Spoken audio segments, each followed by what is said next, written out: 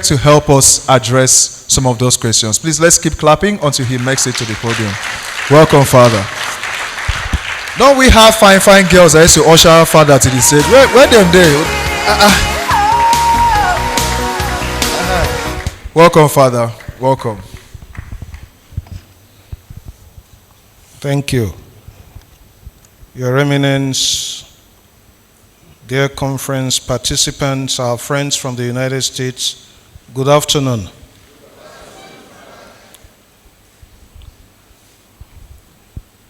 In the penitential rite, the penitential act of the Eucharistic liturgy in the Roman Missal, in the Confiteor, the I confess, to be more precise, each confesses to have gravely sinned in thoughts and in words, in what I have done and in what I have failed to do.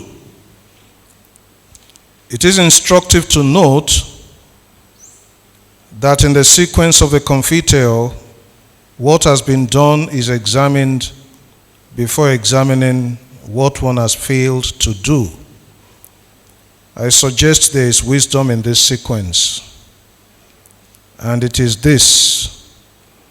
In confessing sins, if one were to begin by listing what one has failed to do, the list would be so long that one might never get to confess what he has done. I've been asked to speak on the topic, Consolidating a Catholic Culture in Africa, what we have done and what we have failed to do. From the time Africa encountered Christianity, which in Lucan narrative, the Lucan narrative in the Acts of the Apostles, and indeed in serious historical scholarship, can be said to be the very beginning of Christianity. From that time until now, a lot has been done. And a lot is still being done to create a Catholic culture in Africa. If we were to begin by listing what we have failed to do, as the subtitle of my assigned topic puts it, we would, in self-flagellation perhaps, be so preoccupied with omissions that we would most probably end up not talking of what has been done by heroic missionaries who came from other lands during Africa's second and third encounters with Christianity, and by their many worthy African successors, clerics, consecrated persons, and lay faithful. While I agree with the sequence indicated in the subtitle to which I've been assigned, I would, for the avoidance of lamentation and self-flagellation, and out of desire for a more positive intervention, I would also slightly modify the subtitle from what we have done and what we have failed to do to what we have done and what we must continue to do if we have not started to do it. After these brief introductory remarks, this paper will proceed in two moments. In its first moment, I shall attempt to clarify the notions of Catholicity and culture. Given the fact that Catholicity is playing a qualificative role in the expression Catholic culture, the notion of culture would need to be clarified before the notion of Catholicity. And in the second moment of this paper, I intend to present the vocation of a Catholic university in relation to the clarified notions of Catholicity and culture. I shall conclude by suggesting two areas where consolidation would be needed. Of course, there are many more, but considering the limitations of time, I'll just restrict myself to two areas. Now, what is culture and what is Catholic? Concerning culture, there are several dictionary definitions. While I do not reject them, I prefer to return to the Latin etymology of the English word culture. It is too instructive to be ignored. The Latin word is cultura. It connotes cultivation. And on the score of this etymology, I would propose that culture is a process and a product. Process and fruits of a process, because cultivation is a process and its fruits. Culture then would be a process of cultivation of the human spirit of members of a racial, religious, or national community. Cultivation continues as long as there are human beings to cultivate. And that is why culture denotes a process. This process bears fruits, and the fruits of the process are manifested and harvested in a variety of modes, lifestyles, and expressions, such as religion, language, music, dance, dressing, cuisine, morality. It is important to understand that culture is not just a product, but also a process, so as to avoid incarceration in a museographic complex in which the past is reduced to a jailhouse whose inmates are serving life sentences.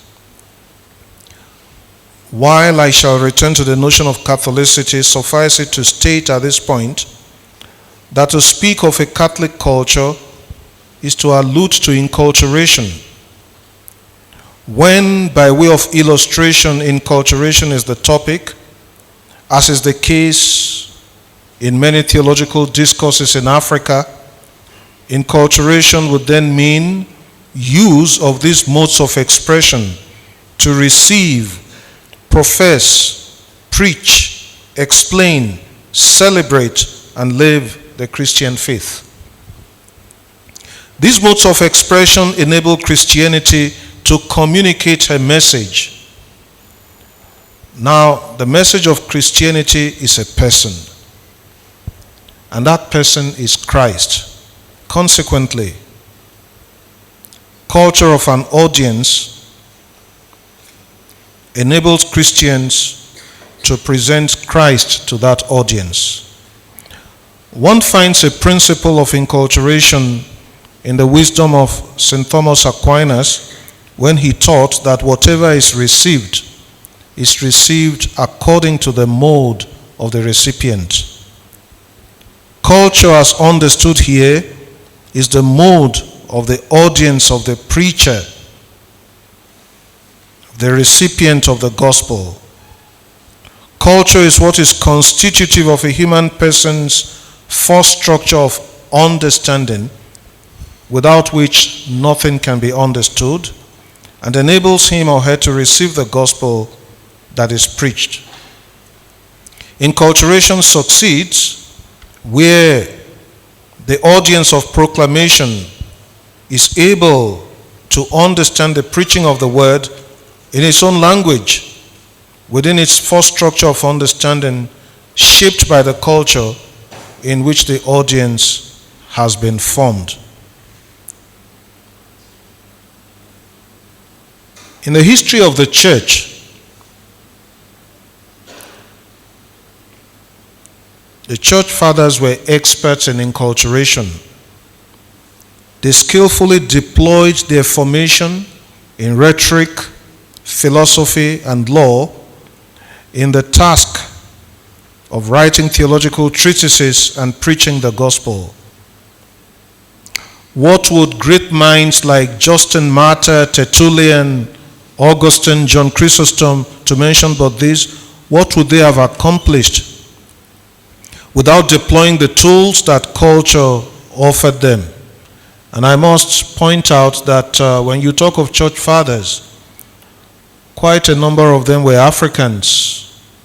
I'm currently involved in envisioning a project by Dominicans in Africa, which we call Project Isaac. Isaac is an acronym for Institute for the Study of Ancient African Christianity. When you talk of the Second Vatican Council, many of the ideas of the Second Vatican Council are coming from African church fathers like Augustine, Cyprian, Athanasius, to mention but this. So Africa and Christianity are not strange bedfellows. Before the church fathers was Paul of Tarsus, apostle to the nations, whose epistles represent valiant efforts at bringing the gospel message into the culture of an audience, making the message of the gospel speak for itself before an audience of many nations. On the day of Pentecost, the Holy Spirit enabled the apostles to preach in such a way that people of different nations present in Jerusalem were able to understand them, each in his own language. The Logos Christology of the fourth gospel is an instance of inculturation. To be mentioned here also are the parables and speeches of Jesus in the Gospels. His use of imagery from the agrarian culture of his audience represents an instance of inculturation. The theological principle of inculturation is to be found in the incarnation itself, when God became human to speak of himself to human beings in human language. And in this respect, God is himself the divine and primary agent of inculturation. He presented himself to human culture. The Pentecost narrative in Acts chapter 2, when read attentively, unveils the fact that the church, the community of the risen Christ made manifest at Pentecost, is not monocultural but multicultural in its members from every race, color, and nation. These two emphatically underscores the imperative of inculturation. Not to be ignored in this respect is the significant demographic mutation by which the world's Catholic population is on the increase in Africa, Asia, and Latin America, while it is on the decrease in countries of the global north. The Second Vatican Council teaching on the church, firmly rooted in the New Testament and patristic texts, tells us that the church in Christ is in the nature of a sacrament, that is, sign and instrument of communion with God and of unity among human beings. And that provides an inspiration and an incentive to take that teaching seriously. In concrete terms, the preacher must prayerfully listen to culture before speaking to culture. For after all said and done, we must be listeners before we can become preachers. I often joke with my Dominican brothers and sisters, when we write our names, you see the acronym after our names, OP. And some of our friendly detractors say it means out of point or opposite people. And I say no, it means original preachers. But I also add that we ourselves cannot be an order of preachers without first being an order of listeners. We must listen to our audience. We must listen to God so that we can communicate God's message to our audience in the language of the audience. We must listen to culture to see its strengths and weaknesses, when it comes to preaching. For the language of culture is human language. And again, as we learned from St. Thomas, not a doubting Thomas, but a Dominican Thomas, no human language can perfectly name God.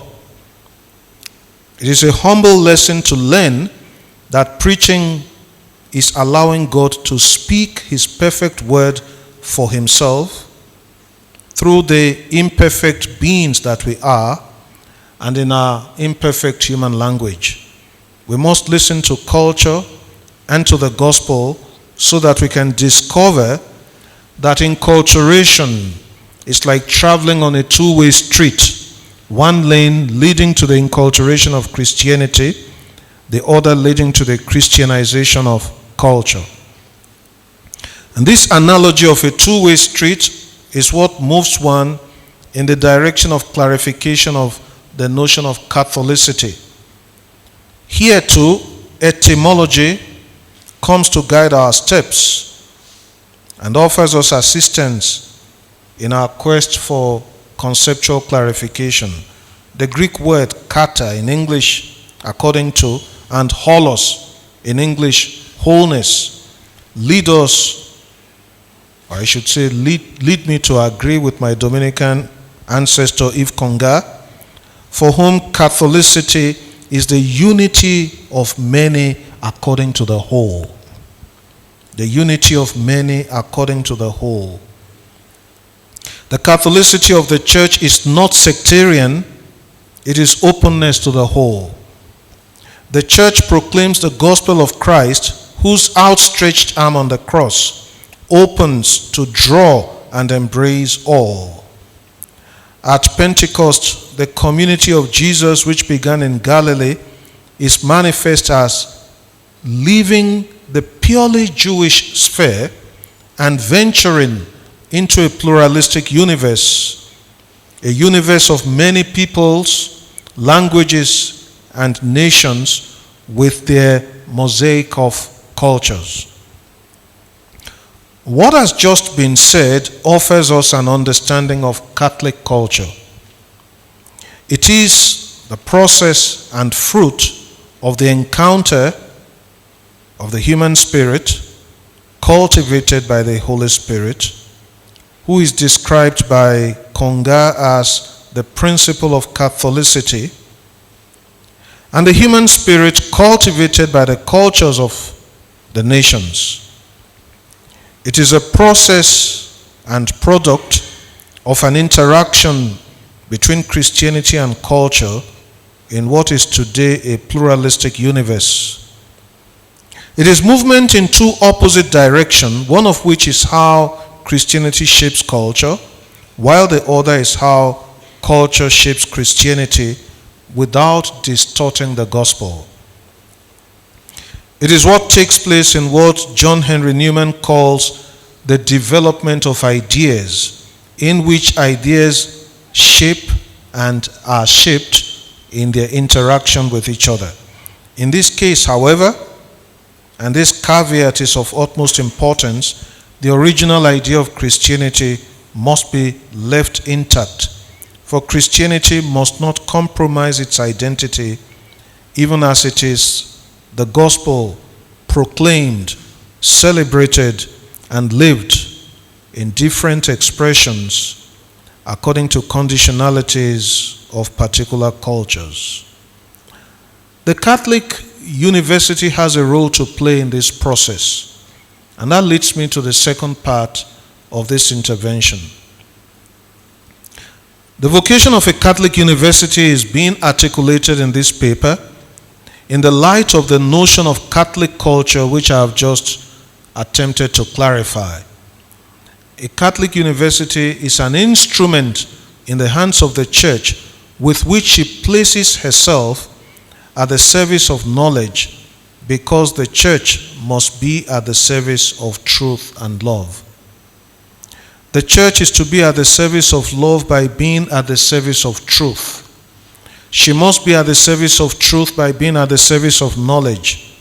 And the Catholic University is an instrument in her hands as she carries out this service. In a nutshell, a Catholic university is an indispensable means of consolidation of Catholic culture.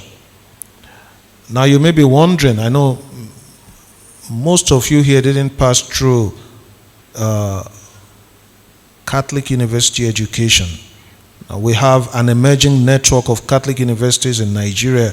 I think we are up to 12 at this point. But don't be discouraged by that.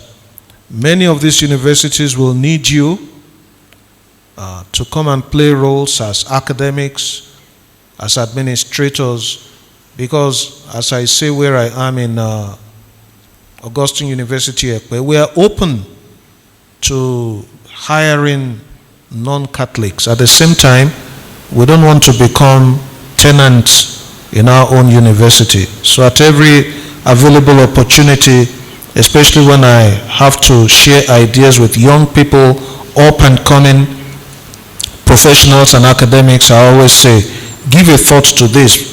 Because of the role a university plays in a culture, is the engine room. And because of the role Catholic universities play when you talk of consolidating a Catholic culture.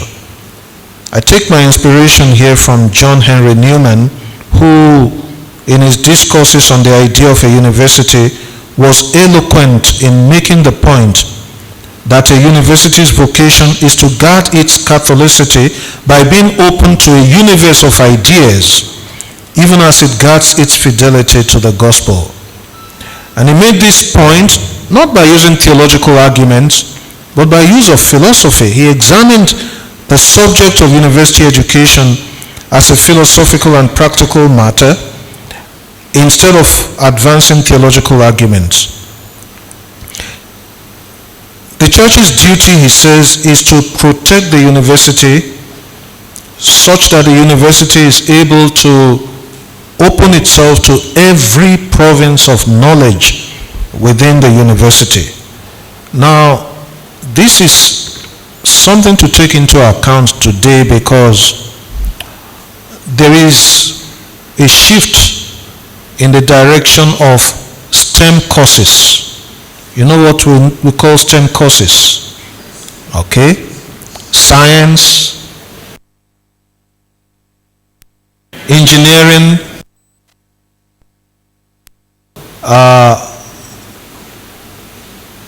fewer and fewer students are showing interest in the humanities. More are moving in the direction of STEM courses. It is what I call university education in the dictatorship of STEMocracy. Now, Newman already counseled against this when he spoke of the fact that a university should be open to all the provinces of knowledge. Knowledge of God, knowledge of human nature, knowledge of the cosmos, not to exclude any. But if you look at the history of university education in Nigeria, especially since the 1970s, I went to secondary school in the 1970s. And it was during military rule. The military ruler at that time, General Obasanjo, it was from listening to him, I heard the expression transfer of technology. Nigeria wanted to catch up with the industrialized world, so a lot of emphasis was laid on science courses. And already at that time, you were considered to be a weak student if you were an art student. I think it is still the same today. Yeah. And then, on October 1, 1979, it returned to civilian rule. President Shehu Shagari was sworn in at 10 a.m. Tafawa Balewa Square in Lagos. And right after he took his oath of office, he addressed the nation. But then later in the day, we were told he would be addressing the nation in a televised broadcast in the evening. And I was interested to listen to what he had to say. And he said during the campaigns, his opponent, Obafemi Awolowo, promised free education. And he said, I didn't promise free education, I promised qualitative education. And as a sign that keeping my promise, he announced the establishment of 4 universities of technology. Akure, Futa, Owerri, Futo, Mina, and Yola. Well, if you go by Newman's idea of a university, that would be a contradiction in terms, a university of technology. That was the beginning of the marginalization of humanities from our education in Nigeria. And when you do that, you end up with graduates who don't know history. Am I saying something with which you are familiar? Okay. No philosophy, no history, no literature. No logic. Of course, once you have no philosophy, no logic. Philosophy forms you to express or to organize your thought. It forms the mind. Literature forms you to express your thoughts. History gives you a memory. So if you have someone who passes through the university who has no memory because he has not studied history, who has no logic because he has not studied philosophy, and who cannot express himself in civil language because he has not studied literature, I don't know how you would describe such a person, but that was the violation of the integrity of education that this quest for science and technology brought about in Nigeria. And we have since graduated from universities of science, from universities of technology to universities of agriculture. Shehu Shagari gave that speech October 1, 1979. Almost 5 decades later, we have in this country today technocrats without ethical competence. You begin to see the origin of what we call corruption. Ethics is gone. Whereas, if you familiarize yourself with the philosophy of education in Augustine, which influenced Thomas Aquinas and influenced Newman's idea of a university, if you look at what they're saying, they're telling you education has an ethical intent. It's for the good, it's for the common good. But what is it today? It is what you do to earn your meal ticket. And when the meal ticket cannot put the food you so much desire on your table, what do? You japa. And that came about because the integrity of education has been violated. The wholeness of education is violated. And when the integrity of education is violated, the integrity of the human person, the dignity of the human person is also violated. And that was why Newman advocated Catholic university education as a means of consolidating culture by protecting all the provinces of knowledge in the university, and to use education to form an enlightened laity, because they are the foot soldiers of the church. Now, if you have that kind of education, you won't have problem wondering what type of animal theology is. I remember when I was starting my doctoral studies at Boston College, at the orientation program, I met students from different countries, and I met this fellow from Saudi Arabia who was also starting his doctoral studies at Boston College. When he asked me what I had come to study, and I said theology, He thought I said geology. So, oh, you are from Nigeria where there is oil. Geology will earn you a lot of money. Well, I'm not reading the whole paper, but I hope you'll get a copy of it. Newman's advocacy in favor of a university that attends to all dimensions of education is of vital importance even today as the frontiers of accomplishments of science and technology continue to expand. This expansion has contributed to an increase in quality of life, no doubt, yet it would be dangerous to overlook its ethical challenges lest humanity undergo the tragedy of self-annihilation by works of its own hands.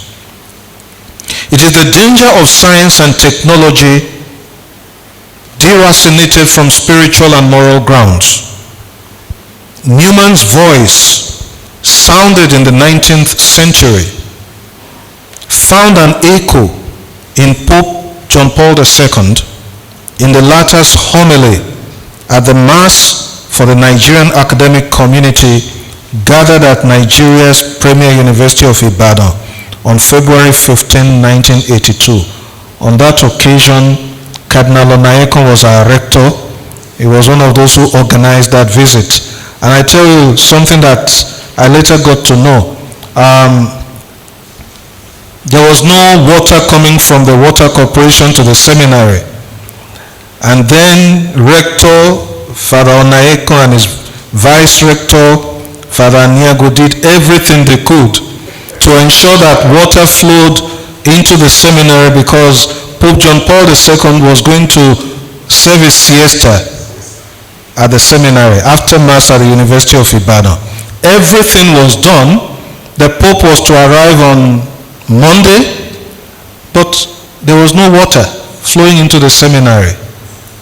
So a bucket was provided, and Pope John Paul II was showed how to use the bucket to take his bath. Yet, as he was leaving Nigeria, he gave a moving farewell address at the airport in Lagos, in which he described Nigeria as, and I'm using his words, a country that is a credit to Africa. Well, that was in 1982.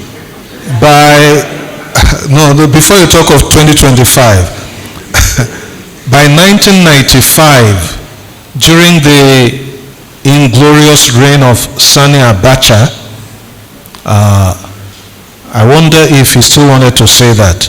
But he came to Nigeria in 1998 and still said many positive things about us because of the potential that is in us. And that is one thing about education. It helps us to actualize our potential so that we play our role creditably well in the church, in the society, in family life, in the academia. Let me read his words to you. I must confess, while he was giving that homily, I was half awake, half asleep, because we had to arrive at the venue at 3 a.m. and the Mass was starting at 10 a.m. By the time he started the Mass, by the time he was giving the homily, I sat down and dozed off. But anytime he made a good point and he won a round of applause, that woke me up and I too applauded. But I went back to read the homily, 1982. 8 years later, I began to read John Henry Newman's text on the idea of a university, and I found that the Holy Father was echoing John Henry Newman. These are his words. The cultural environment that you so diligently establish and promote in the classroom, in the laboratory, in the artistic workshop, and in the channels of communication is the key that opens the door to the personal growth and upliftment of the men and women of Nigeria, especially the young. As Christians, you are convinced that economic progress alone, despite its importance, is not sufficient to free man from the many conditions and situations of insufficiency that afflict his personality and his life in society. Only an instruction aimed at embracing all the dimensions of life, note that, only an instruction aimed at embracing all the dimensions of life and of the person's personality can enable every man and woman to emerge from his or her ignorance, to escape the lethargy that derives from personal frustration or lack of opportunities and incentives in social life. Only a cultural atmosphere that allows its participants and recipients to seek to be more rather than have more is capable of helping every man, woman, and child to achieve their rightful place in society, and thus to exercise their irreplaceable and inviolable human dignity with full effectiveness. Dear friends, he continued, I cannot fail to speak to you about the primacy of spiritual values in all the fields of culture in which you live and work, and to which you make such a significant contribution. Without spiritual values, man is no longer true to himself, because without them, he denies or ignores his essential relationship of dependence on the very source of his existence, on his Creator, in whose image he was created and continues to exist. Like you, the church is also at the service of man through the proclamation of the gospel and its liberating and exalting action. Science and religion are both gifts of God, eternal truth. Truth does not contradict itself. Science and religion are not only not opposed to each other, but they understand each other, work together, and are both at the service of man and truth. A university in which various currents of thought meet and each aspires to the right of citizenship needs religion for dialogue, for mutual understanding, and for the necessary study of the fundamental truth about man. Education without religion is incomplete and risks being falsified, becoming an instrument harmful to man.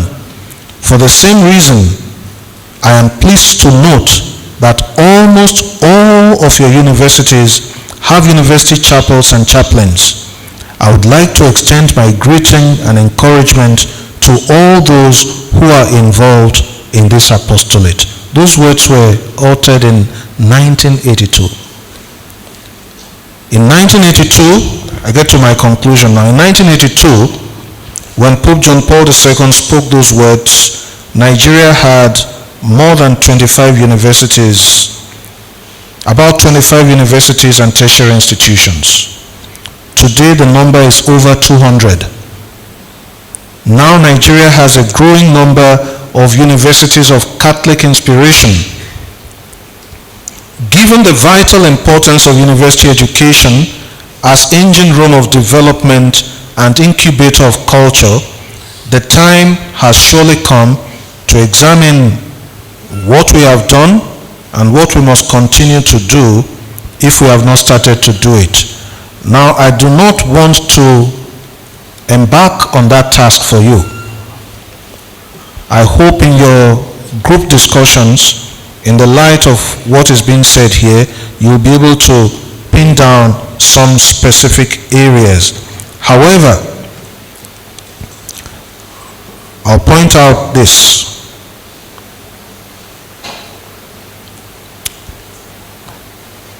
In the light of the greatest commandment as taught by Christ, love of God and love of neighbor, love of God principally translating into the arena of religion, love of neighbor principally translating into the arena of politics, that is politics understood as intelligent regulation of common life for the sake of the common good.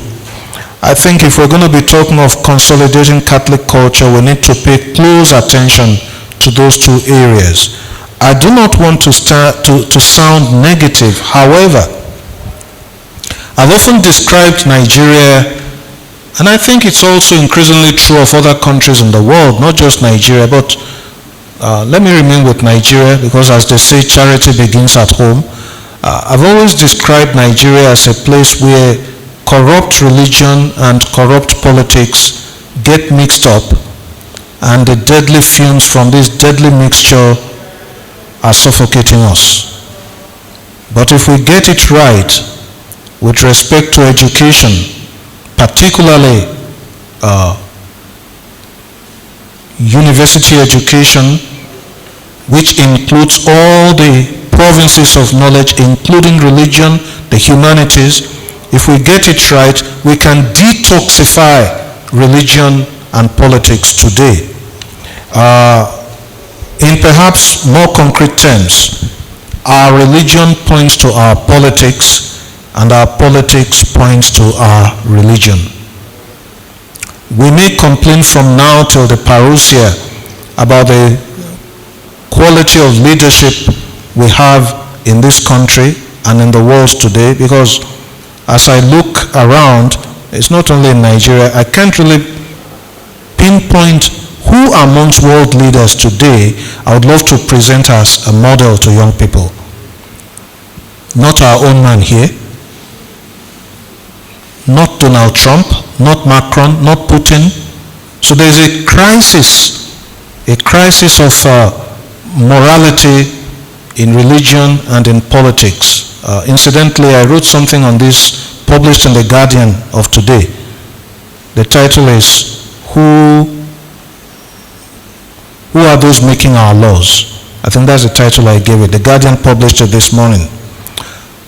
We need to detoxify religion and detoxify politics by bringing faith and reason into the two. And this is the beauty of our Catholic intellectual tradition. We're not people of faith without reason. That would have made of us fanatics and fundamentalists. We're not people of reason without faith. That would have made of us agnostics or atheists. Our Catholic tradition is one of faith and reason. That's why it's Catholic. It's about wholeness. And we need to bring this into everything we do in the sphere of religion and everything we do in the sphere of politics. Let me take a more concrete example. You see, you look at our liturgy, it is very vibrant. But sometimes I say we need to strike a balance between that vibrance and solemnity. Because if we don't pay attention to this solemnity in liturgy, we lose out on the contemplative dimension of liturgy, the dimension in which we sit down and, like Mary, ponder the word of God in our hearts. It's when we receive the good news that we now leap for joy, like the child in Elizabeth. We receive the good news and leap for joy. So there is room, there is time for dancing, for clapping, but not at the expense of listening to the word of God. I look at what used to be called a rite Zaira, the Zairian rite. When I was studying in the Congo, it was beautiful. It enabled me to pray, I must say.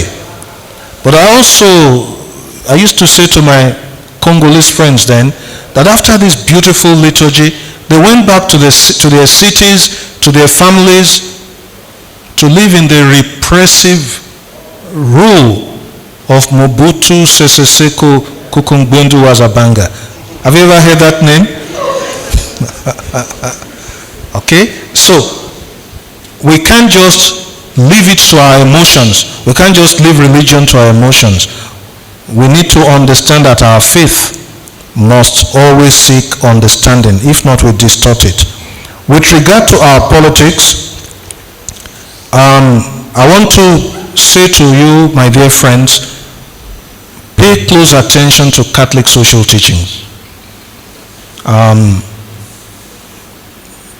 I left Ibadan, Ekpe yesterday, and I had a meeting with the philosophy department. The philosophy department oversees what we call the character formation courses. And I said, this university